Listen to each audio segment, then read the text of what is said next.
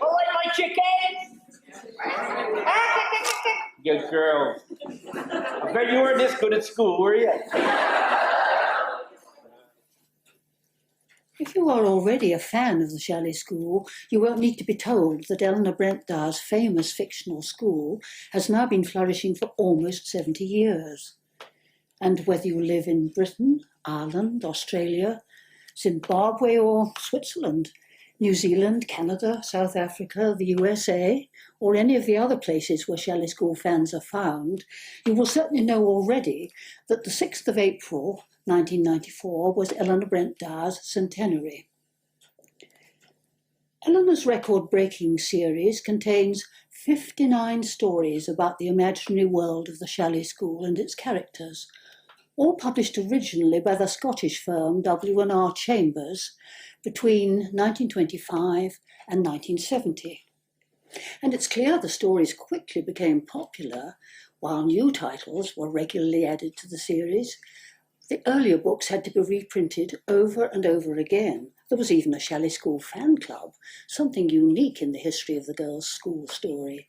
This ran from May 1959 until after Elinor Brent-Dyer's death in 1969, its membership then numbering nearly 4,000 fans. Today, the Chalet School hardbacks are no longer in print, and they are much sought after in the second-hand market, where the earlier titles in particular can often fetch much more money than they cost when new. I declare this sale open!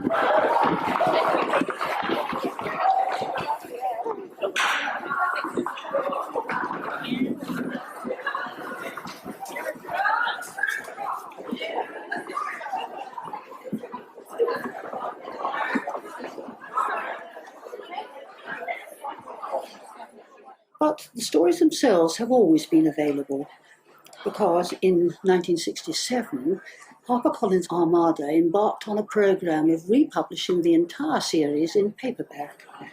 And this vast project will eventually be completed sometime during 1995. The fact that today, in our world of the 1990s, more than 100,000 copies of these Chalet School paperbacks are regularly sold each year must surely speak for itself about the continuing popularity of the series. And it was this unquenchable vitality of the Chalet School that first kindled my interest in the idea of writing a book about Elinor Brent-Dyer. What kind of woman, I wondered, had written these amazingly successful books? But answering that question proved far harder than expected. Information about Elinor was scarce and very hard to find. Indeed, during the 5 years of hard slog that went to producing Behind the Chalet School, my biography of Elinor Brent-Dyer, there were times when only dour Scottish obstinacy kept me going at all. But the task was also fascinating, especially when a picture of Elinor Brent-Dyer's complex personality began slowly to emerge. The Chalet School's author turned out to be in many ways so different from her books. For one thing, Elinor Brent-Dyer came herself from quite a humble background. She was born on the 6th of April, 1894, in the Tyneside industrial town of South Shields, and grew up there in a modest red-brick terraced house with no garden, no inside sanitation, no running hot water, altogether very different from the gracious homes inhabited by many of her fictional heroines. Elinor came, what is more, from a broken home. Her parents had separated when Elinor was only 3 and her little brother Hansel barely 2. And because their mother was so determined to hush everything up, it appears that Elinor's early life took place against a strange background of secrecy and evasion, which clearly had lifelong effects on the whole development of her personality. Her own school days were spent at a small private school in South Shields, where almost certainly the accent lay more strongly on ladylike behaviour than on academic achievement. And Elinor must, I think, be credited with having done a good deal in the way of self-education during later life, in the intervals of a busy teaching career. This began as early as her 18th birthday, and it was eventually to span almost 40 years and to give her a remarkably wide experience of real-life schools. "If only I knew what to do with you girls," said Dick in worried tones. "Oh, you needn't worry about us," replied Madge. "I've got a plan all ready for us. What do you want to do?" "Start a school," was a sufficiently startling reply. "Do you remember that little lake in the Austrian Tyrol where we spent the summer 5 years ago? T&Z. There was a big chalet there which would be topping. It was not too far from the lake, fairly near the steamer, and yet it was away from the paths. I shouldn't want a large number, not at first at any rate. About 12 at most, and counting Joey." There was a sound of flying footsteps, a thud in the hall, and then Joey, or to give her her proper name, Josephine, fell rather than ran into the room.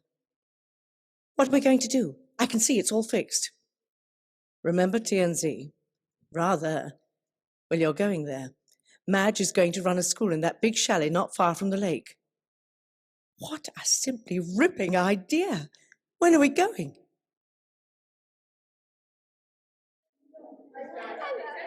Caroline, Katie, Moira, Elizabeth, Chloe and Alice are members of Friends of the Chalet School, a modern chalet fan club. What made them join? I read the School at Chalet for my first book. I'd had it for about a year and I didn't read it. I used to get through the first chapter and then stop and then go through it again, and I was very bored with them. And then I persevered and I read it to the end of the book and I really loved it and I've been hooked ever since. The first book I read was The School at the Chalet, which I was given as a present and been buying ever since. The first book I read was also The School at the Chalet. I had thought that the Chalet School books would be boring before I read it, but my mummy bought it for me and I tried reading it and I really liked it, and I've been reading them ever since. When I was younger, I can remember I'd get, say, 3 chalet books out of the library and read them through, and then straight after that, because I hadn't got any more books to read, I'd just start rereading them from the beginning again. I started reading the Chalet School books when I was 8. It was when I read the first book, The School of the Chalet, and I really like them, but sometimes I've got the first 10 so far and I've got some more in the other series. So I read the first 10 and then I go back and read from number 1 again. I usually go through the books which I have got and then go back to the beginning if I've got time and start rereading them over and over again. I read books nearly all the time, and I think Chalet School books are my favourite.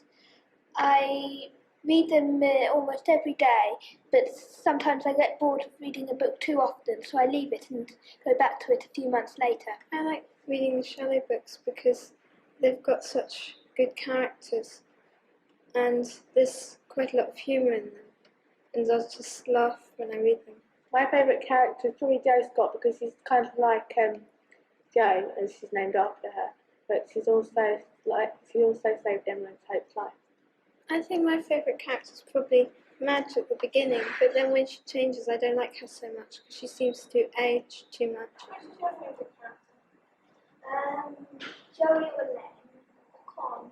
Oh my, oh, Stephen or Charles or Michael, Felix or Felicity or Cecil or Jeffrey. In fact, most of the chalet fans have grown up. Anne Mackie Hunter started the club in Australia in 1989. Friends of the Chalet School really evolved through a lifelong love of Elinor Brent-Dyer's books. I really do not remember when I first started reading them, but I would have been about 7 or 8 years old. I did buy 2 of them, Exile and Trials, which I brought to Australia with me, but despite searching, even through the late 60s and early 70s, was unable to find any more.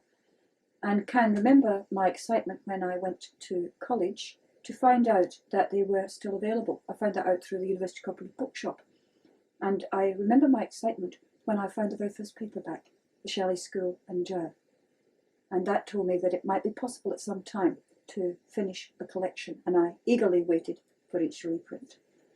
And then one Sunday morning, with time on my hands, nothing I really wanted to read and too wet to do the gardening, I decided to practice my very poor typing skills and created my own Chalet School newsletter, the one I've always wanted to read, because I didn't find out about the Chalet Club at the time, although I was reading the books.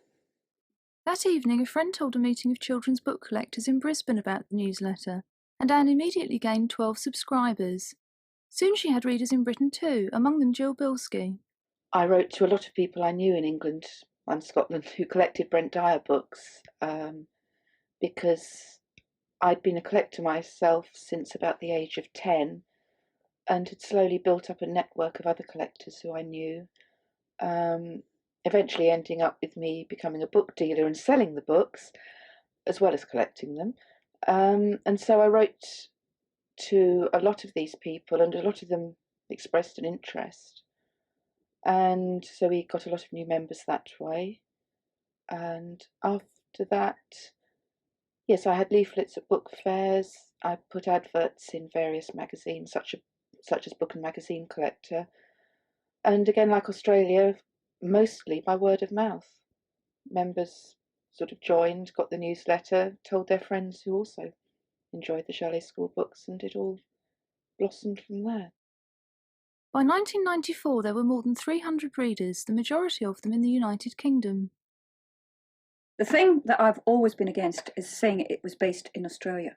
In these days of instantaneous communication, and with the international atmosphere that was so much part of Brent-Dyer's philosophy, you can't say it's based anywhere. The fact that I live in Sydney and Jill lived in Amersham in Buckinghamshire, to me, was irrelevant.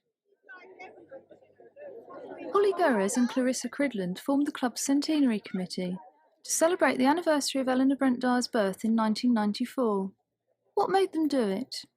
Elinor and her books are still very important to a lot of people. There's a rising generation of children who read them to this day, and the themes in the books are very real to so many members of Friends of the Chalet School.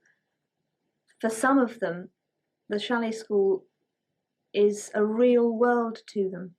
And for something with that important and strong a meaning, then it was only right and fitting that the centenary of the author's birth should be commemorated. Yes, I suppose that just really because the books are still in print and still read by children today. And she has created something which is unique in the annals of sort of school stories. And for that reason, I think it's important that we did celebrate the centenary, and it also gave the chance for an awful lot of people who didn't know that there was a fan club to find out about it through the publicity. And I mean, our membership has more than quadrupled since we started this. And one of the nicest things is that we've had so many letters from people saying, I knew nothing about it, and I'm so pleased to have found you. And so pleased to find that there are other people like me. So many people thought they were the only ones. They thought they were mad to be still reading them into their adulthood. And people write in and say, I thought I was a nutcase because I've still read children's books. But then now we can welcome them aboard and say, yes, we all do it. And it's a wonderful feeling. The main celebrations took place in April, when 160 fans spent the weekend in Hereford. On Saturday, they met at Elinor's former home to watch Mayor-elect Kit Gundy unveil a commemorative plaque. Can you all hear me? Yes. Well done. Teacher training wasn't in vain. Well, friends of the Chalet School, I'm very proud to have been asked to unveil this commemorative plaque to Elinor Brent-Dyer for all the pleasure she has given to so many of us over so many years. It's only fitting that there should be a permanent memorial to her here where she ran her Margaret Roper School. We are grateful to the present owners for allowing this to be placed on their property. Our thanks are also due to Polly and Clarissa for all the time and effort.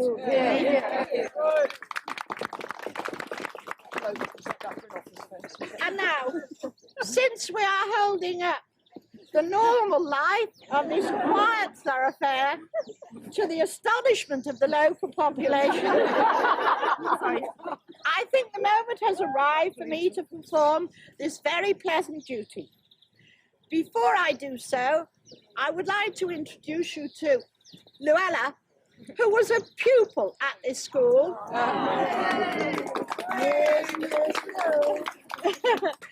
She says years and years ago. Well, we'll ignore that. I hope in future years we will have found more of the pupils, but in the meantime, I think it only appropriate that Luella should help me to unveil this plaque. Right. Hands on, Luella.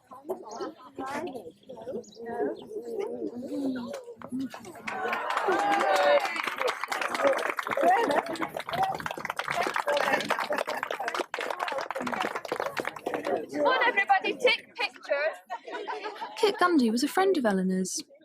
I knew her, of course, as a small child, but later on, when I married, my husband and I had a furniture retail business in Commercial Road, and she found me there. I didn't go to the same church by that time because I'd moved a little further out of town. She found me, and she realised she's still living up here, and she used to do her shopping by taxi. As far as I know, she never owned a car or drove a car, so she used to gather her shopping and bring it to the shop and leave it with me. She'd go and do her shopping, then she'd leave it with me, and then she'd pop off back into town, possibly to have lunch or something like that, you know. And a little later on, she'd return, and she was a marvellous person. She used to come rushing down the shop and saying, "Oh, Kitty, you are a darling. How are you? Where's my shopping? Taxi's waiting, must go." And we'd pile her and the shopping into the car, and off she'd go. And this became sort of habitual. First time my poor husband saw her, he really wondered what had hit her. But she was in her manner. She was a very Margaret Rutherford type person, you know?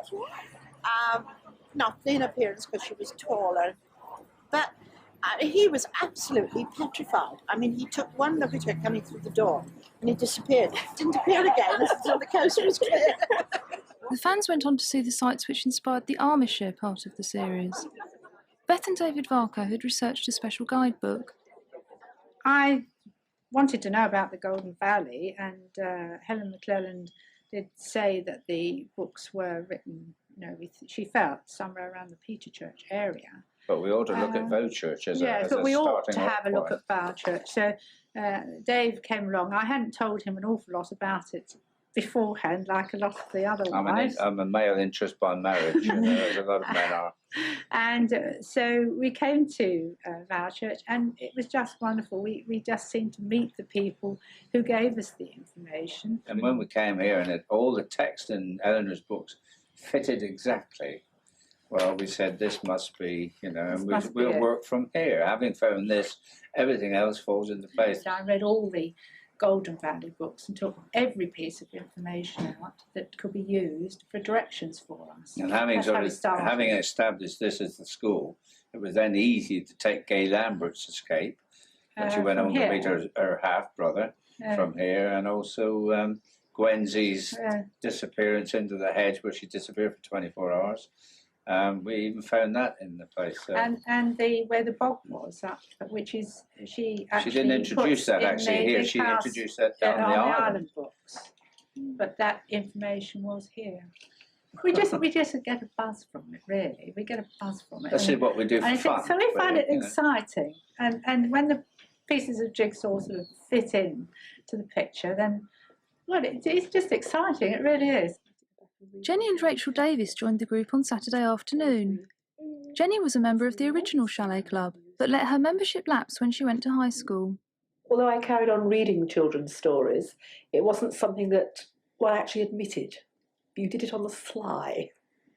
You walked into a bookshop, you sidled towards the children's books pretending that you were choosing for someone else, and one stood there and read for half an hour or so, and finally, very guiltily, put the books down.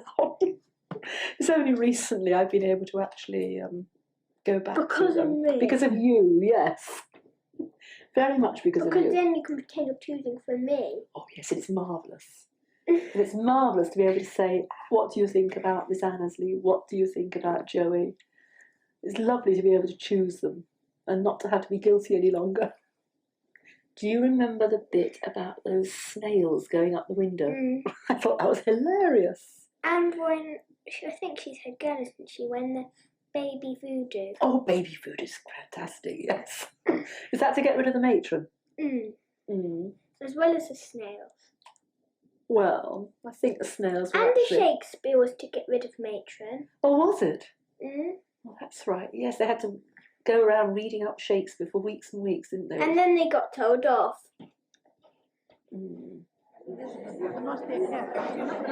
Fans spent the evening at Belmont Abbey Monastery and Boys' School, where some of them were staying. First came a quiz with contestants matched into teams to find which knew the most about Eleanor's work. One keen contender was Sue Sims. Sue owns more than 1,500 girls' school stories and co-edits the fanzine Folly. Is it this one that starts Joey Bettany, for 12 years now, Joey Maynard, plumped herself down, etc., etc. But we only need the identity. Yeah, we do. Okay, fair enough. This is a dreadful confession to make. I think I would have been very miserable at the Chalet School, or any other boarding school. Partly the emphasis on, what can one say, rather Spartan existence, those cold baths and those long walks that they're always taking. And those are common to all boarding schools, as far as I can gather. It's not just the Chalet School. Much more because I am miserably aware that as a social animal, I fail totally, and I would far rather be sitting in a library somewhere reading than playing or talking or asking pertinent questions. In fact, the single character, I would say, with whom I identify most strongly in all the books is Eustacia.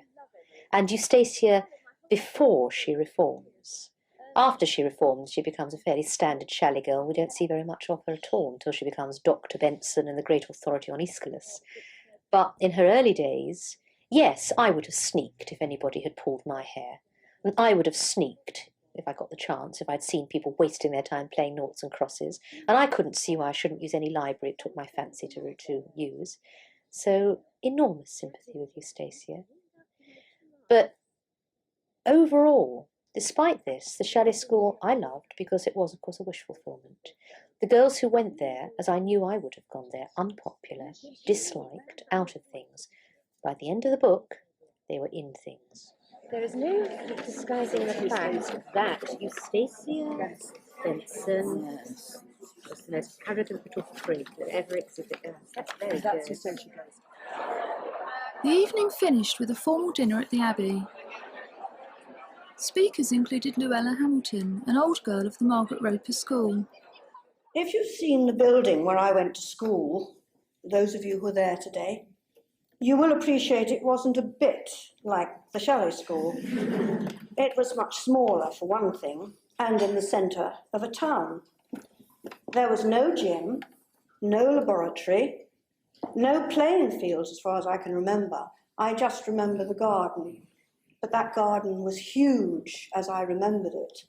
And that was where we did plays in the summer. And I seem to remember strawberries and cream teas at some stage, but that was a bit vague.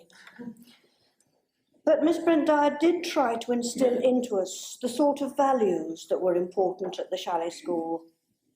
Loyalty, obedience, pride in achievement, integrity, and being helpful to others. She was musical and played the cello, and she hated slang. 2 other snippets of information you might like to know. I was at school at the same time as Princess Tsiga Maria, who was the granddaughter of Haile Selassie of Ethiopia. She was a small 6 to my lofty 12, and so I didn't know her very well. And also, I was the youngest shepherd in that nativity play mentioned in Helen's book. I actually wore a sack.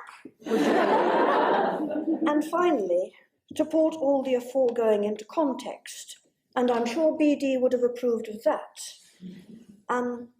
just before Easter this year, I went to see the film Schindler's List, which you might know is about the Holocaust. And I suddenly realised that while I was living quite a nice life here in Hereford, dreadful things were happening in Europe. And so, on a serious level, I would ask you, when you go to your church services tomorrow, to spare a thought for the 6 million who didn't survive, and but for the grace of God, I could have been one of them. Perhaps Miss Brent-Dyer's greatest virtue was her tolerance and lack of prejudice. Thank you, Miss Brent-Dyer, and thank you, wonderful Centenary Committee, for amazing and impressive organisation this weekend. And thank you all for listening. Thank you very much.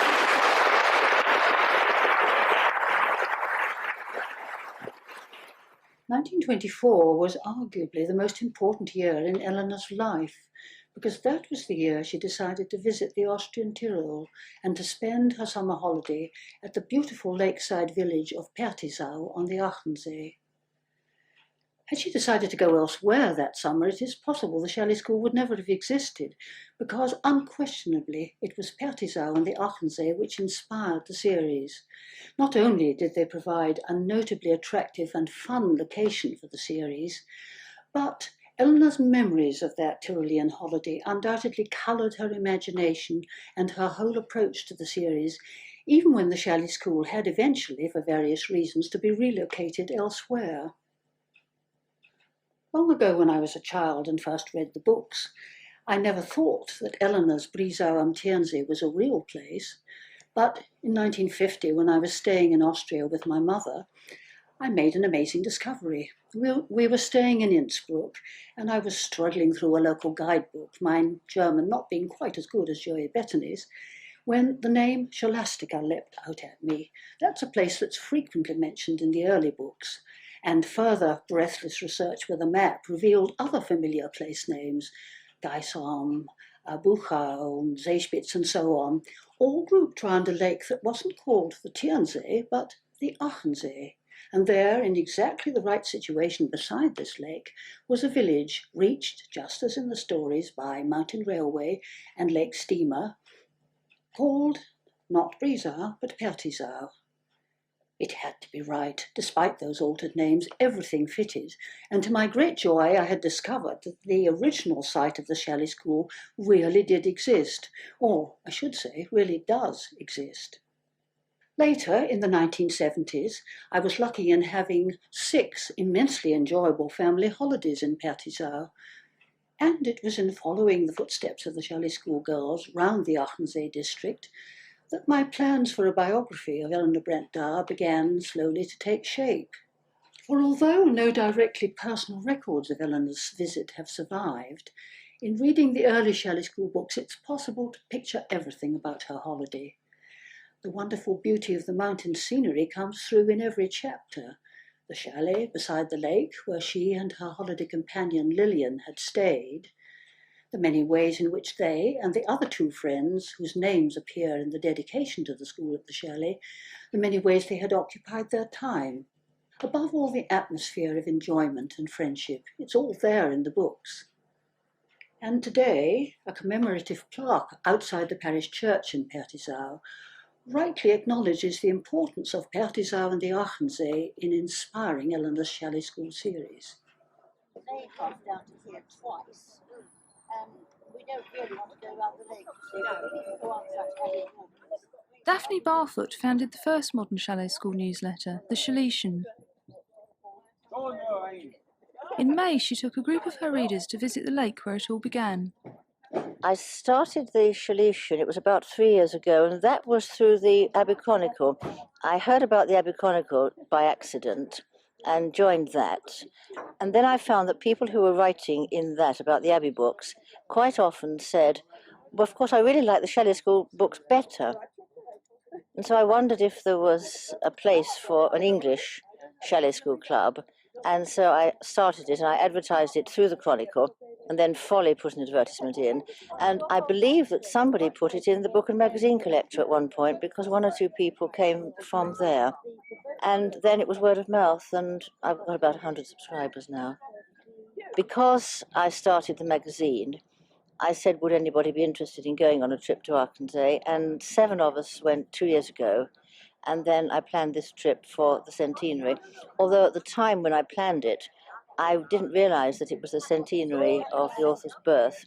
But I did know that it was the 70th anniversary of her first visit to Austria. I think for those who have come for the first time, they've probably got the same kind of thrill as I had when I came for the first time, the excitement of seeing the places and being somewhere you've never been before and yet knowing the geography. When I first came, I found it very exciting knowing where the steamers went, knowing the route, and knowing that there was probably the dripping rock between Bettany and Gosling and so on. And it was very strange knowing the geography of somewhere you've not been to. And I think for people who've been before, it's probably interesting being with a group so that one can compare notes and quote and talk about the characters in the books.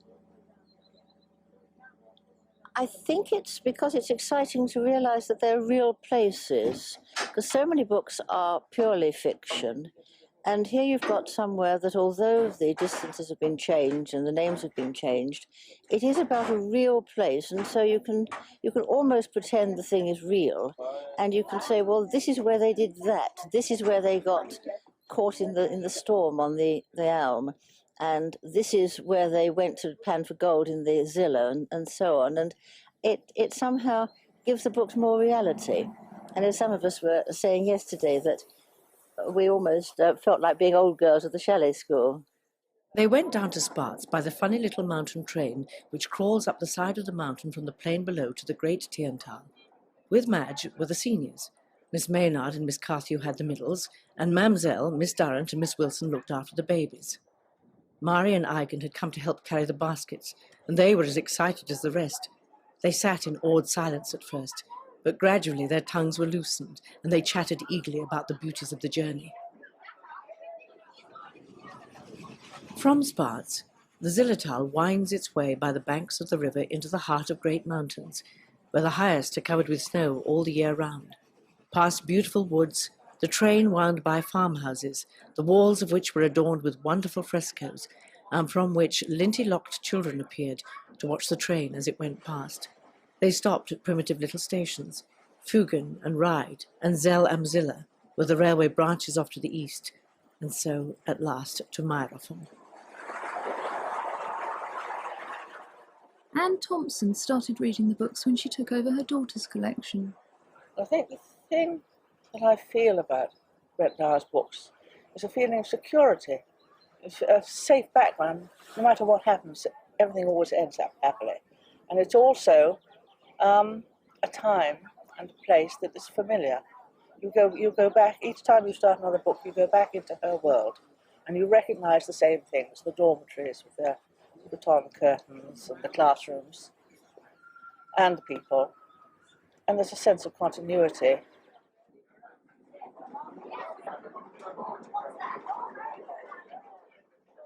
I think too it's the period in which she wrote is recognisable to me. It's similar to the schools that I went, where things like posture and good manners and speaking quietly and walking along corridors without talking. When I was at school, we had to always process along the walls of the corridor between the classrooms so that staff could walk down the middle.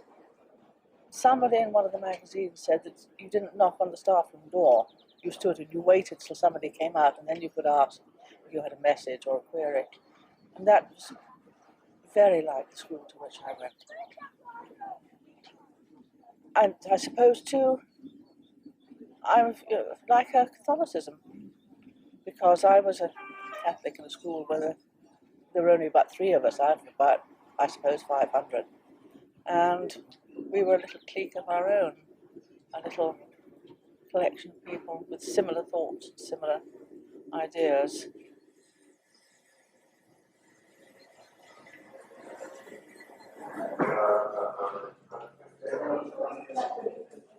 In fact, Joey would now be a little older than I am.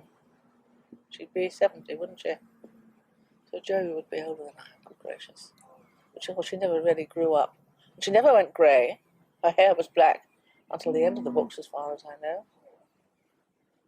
She didn't age. The eternal schoolgirl. The girls streamed away to the woods, determined to make the most of their holiday. There was little fear of them getting lost, but they had decided to keep to the banks of the river and see where it led them. Joey and Frida sauntered off up the river, anxious to see as much of it as they could. Elizaveta and Simone crossed to the other bank and wandered along in the other direction. They were presently joined by Margia, who had great ideas of finding gold in the water. Simone was delighted to help with the experiments, but Elizaveta soon tired of messing about in the water and went off by herself, full of her own thoughts. She never noticed how far she was getting away from everyone, and it was quite a shock to her when she heard footsteps, and on looking up saw a tall, dark man approaching her with a smile. The stranger seemed to be anxious to prevent her from feeling alarmed, for, before she could open her mouth to call, he spoke, making a low bow. "Pardon, madame," he said. "It is our little princess, is it not?"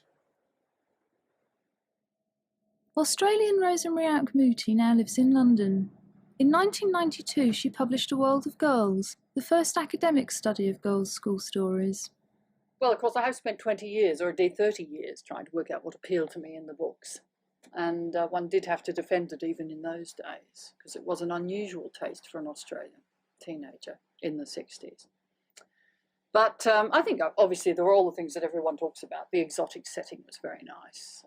The sense of European history and scenery and so on that was so different from what I experienced.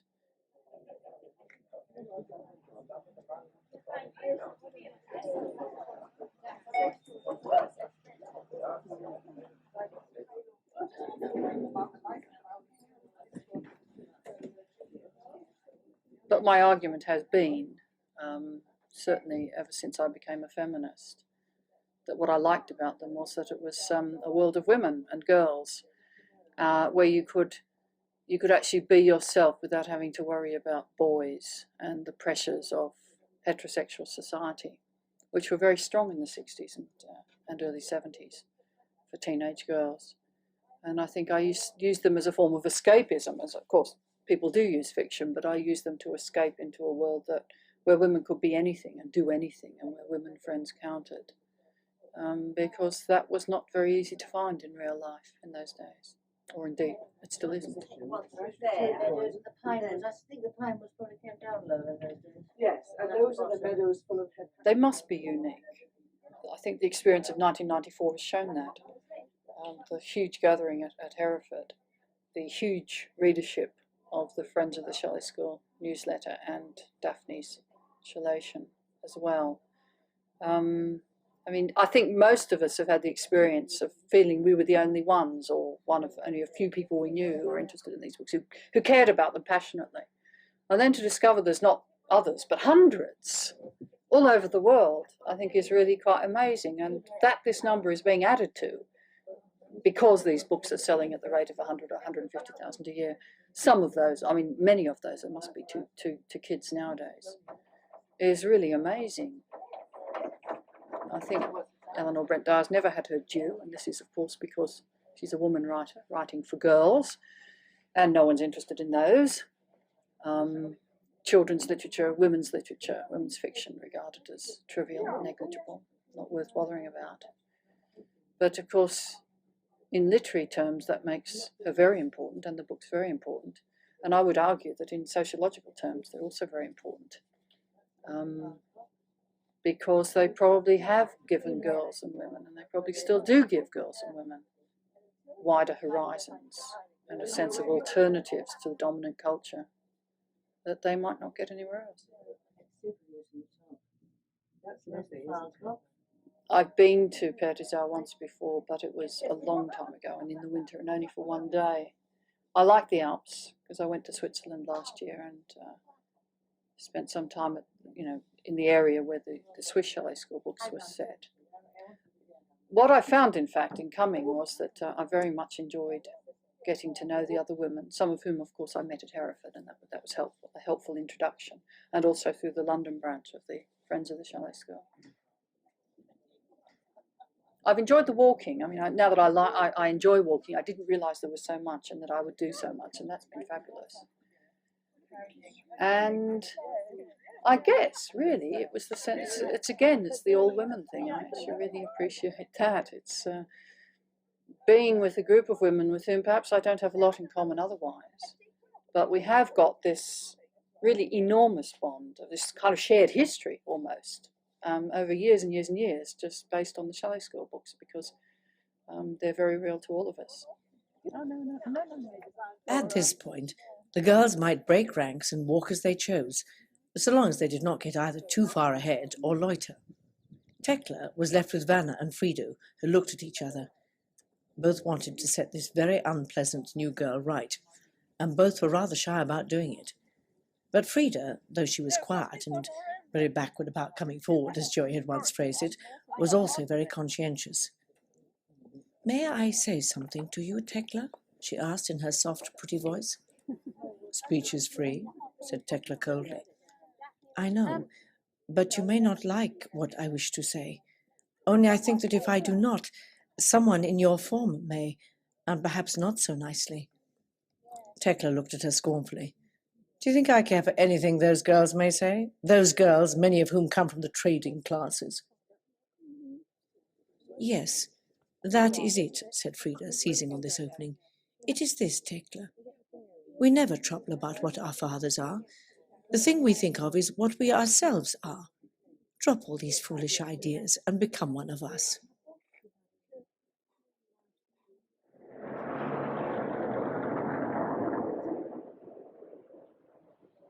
In June, Friends of the Chalet School organised an exhibition in Edinburgh. Our original idea was the London Bethnal Green Museum of Childhood, but eventually Edinburgh was chosen as the location. They have the Museum of Childhood, and of course there's a very strong EBD connection with Edinburgh because W.R. Chambers, her main publishers, were then and are still located in Edinburgh. We started to think about the sort of things that we would want in the exhibition and to make a list. And we put a note in the newsletter asking for things. Fortunately, between us, Jill Bilski and myself have all the books, except for some of the very rare ones with dust wrappers. And in fact, nobody actually came forward to say that they had any of those. So the books were ours. We had a couple from other people. We wanted to show as many of the different dust wrappers and different editions as possible. And we also wanted old ephemera and new stuff. There's been quite a lot of things which have been created, such as a tapestry by Lillian Smith, various bits of china. We had photographs of Hereford, the recent weekend we'd had there. And of the old stuff, we had a lot of things that Chambers had sent to the members of the original Chalet Club back in the 1960s. And even things like school reports from the Margaret Roper School, and somebody lent a hat band, somebody else lent an old school tie from there. We were lucky enough to have some original artwork, really representing all the periods of the Chalet illustrations, from one of the early Nina K. Brisley illustrations through to a dust wrapper by Dee Brooke, the one from the Chalet School Reunion, and then finally some of the new paperback artwork by Gwyn Jones. And it all really ran extremely smoothly. On the 11th of June, Scottish fans met in Edinburgh to see the exhibition. Lillian Smith had created one of the exhibits. The tapestry, well, I got the idea actually from another collection of books. Somebody designed a tapestry for that, so I thought I would like one for the Chalet books. And I deliberately made it in a different type of design, more a sampler in squares rather than active, to be different than the tapestry from another group of books. And I tried to depict every book in the series so that there is an incident occurring from all of the Chalet books. Though, of course, some of the things have to be used more than once. And I tried to depict the main characters. And the border is the flags which depict characters or areas where places are mentioned. Because the school was international, people came from all over the world, and so I used this. It's got everything. Can you not work out what it is? Most of them have got. Oh, this one. Snake. What's the black thing? A revolver. from the time when redheads. Yes. Redheads. And also the news was really sees a snake as well. Yeah, well, the snake is the leader. Remember when the snake, Jack, somebody opened the desk and the snake was there. There's something Sandra suggests. Yeah. Every book is represented with some of them, the things they use two or three times. I did it with the that's why. Are you ever gonna let anyone else have the pattern for it? There's about 40 people about the pattern. Can I?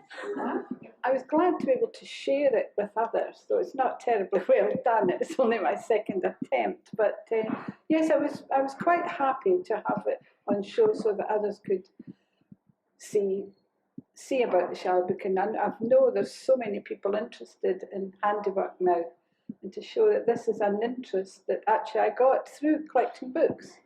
I had never done anything like this before I started to collect books, so this was something to show that it's more than just reading the books. You've got so many interests with handwork as well as people. Later, fans met at a nearby arts centre. Well, I'm Ben Crosby, and I organise a local group in Edinburgh, and I started it last summer when Polly and Clarissa were first coming up to start organising centenary things, and I just circulated everybody with a letter asking if they wanted to meet up, and we have grown from, I think, 10 the first time to the number who are here today. Not everybody who's here today is local. There are some people actually come from London today, Chalet School, for instance. But we meet once every 3 months. Usually it's the evening.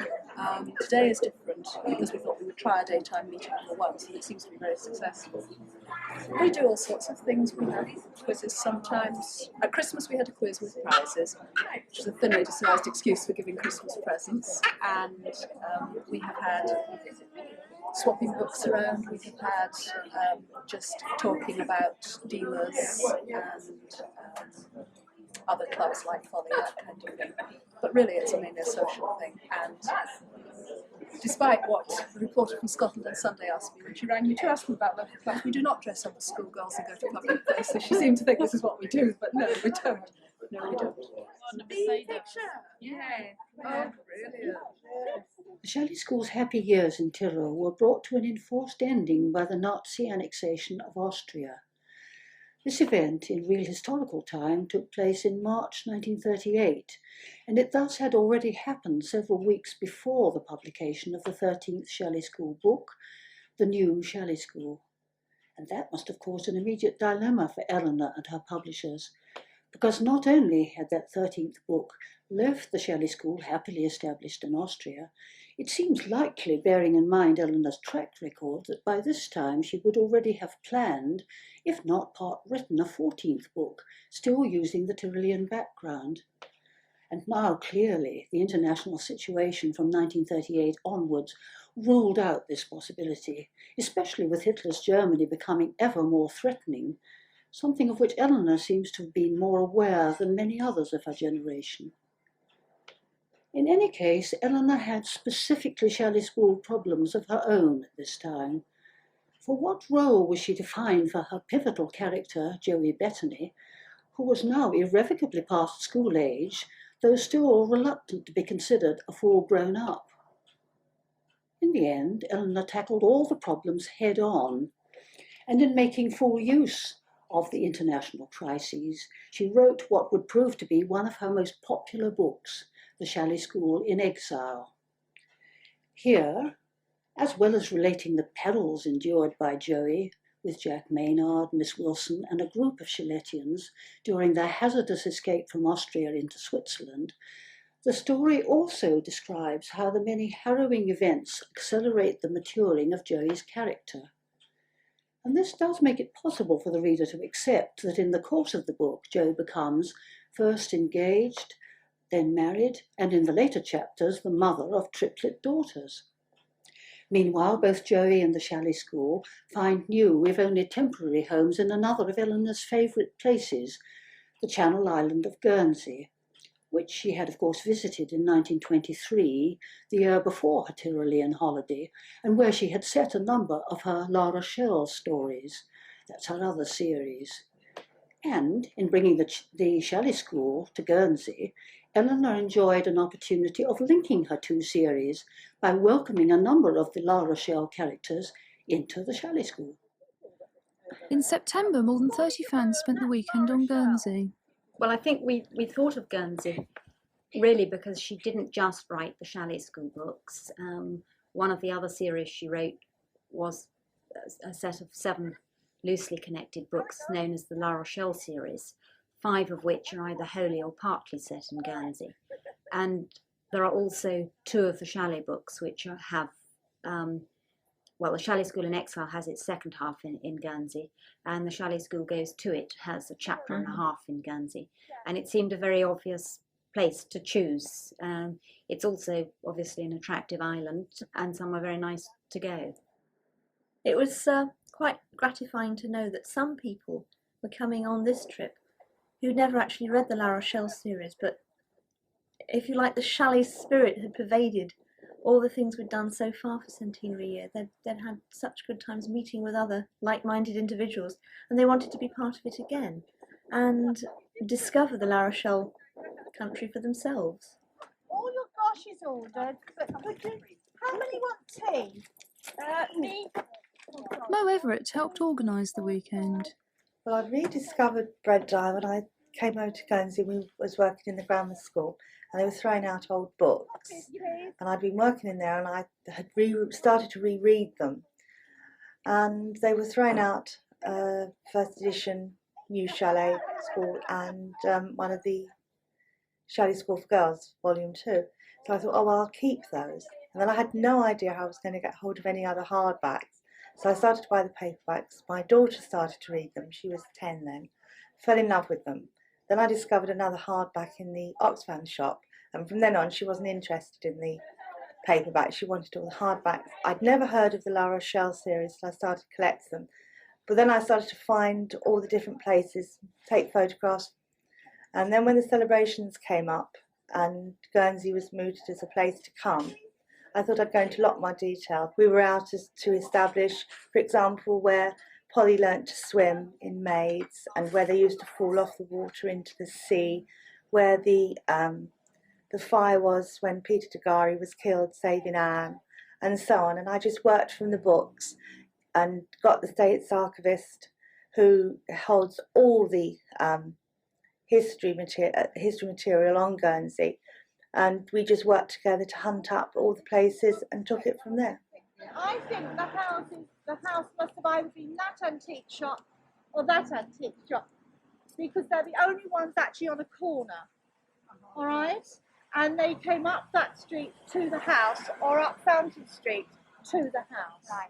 So I think it must be, and they're the only ones I think that look posh. I feel that I've joined a very large extended family, and I know that wherever I am when I go to England, that I'm never going to be alone because there's always somebody there that I can call on and go and visit and have a cup of coffee or whatever and drool over their books. Few of the women who wrote school stories can have had Elinor's experience in the nitty-gritty of real school life. Her teaching career had included a surprisingly wide variety of schools, state schools as well as private schools, boarding and day schools.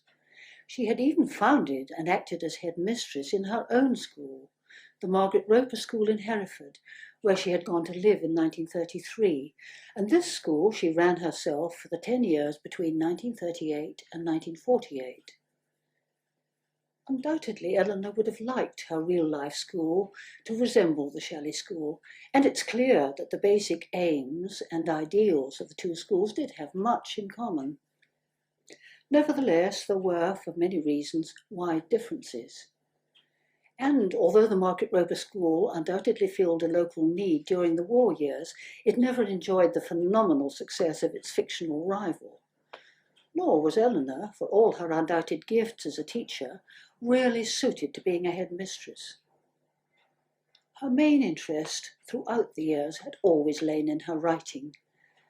And after the Margaret Roper School closed in July 1948, Elinor's writing output increased dramatically, the record period being the decade immediately following, which saw the production of 38 books. including 23 additions to the Chalet School series. This level was never quite reached again, but during the following 11 years, Elinor managed to produce a further 18 Chalet School books in an effort to satisfy her fans. This was a highly successful time for Elinor in career terms, although in many ways her life cannot have been easy. For one thing, she was still struggling to maintain the enormous Victorian villa in Hereford, which had housed her school. And it wasn't until 1964 that her friends, Phyllis and Sidney Matthewman, finally persuaded her to sell up and to move with them into a far more manageable house at Red Hill in Surrey. It was here that Elinor spent the last 5 years of her life, and here that she died, quite suddenly and very peacefully, on the 20th of September, 1969. She had continued working on the Chalet School books right up to the day before her death, and the final book of the series, Prefects of the Chalet School, was in fact to be published posthumously in March 1970. The day after fans returned from Guernsey, they gathered in Surrey for a final tribute to Elinor. How are you? Fine, you're good, fine, thank you. It was lovely, actually, absolutely lovely. Well, I think as we'd begun with Elinor's birth, we wanted to end with her death. And it was really when we discovered that she'd been buried without a headstone that we felt that something should be done to rectify this.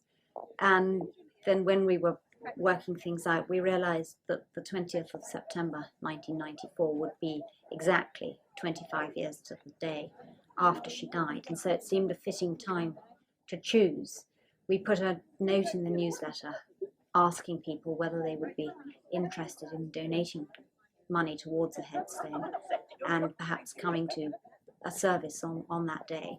And we had a very good response, so we just took things from there.